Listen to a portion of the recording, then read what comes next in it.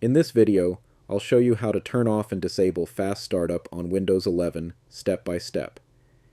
Fast Startup is a Windows feature that helps your PC boot faster by saving system information from your last session instead of starting completely fresh. While this can reduce startup time, it can also cause issues with updates, drivers, or shutdown problems. Disabling it can help fix these issues. Let's get started. First, click the search icon at the bottom of your screen and type Control Panel. Open it from the search results. In the top right corner, change view by to large icons. Next, click Power Options.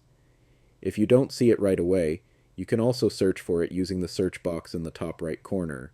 On the left side, click Choose what the power buttons does. Now click Change settings that are currently unavailable.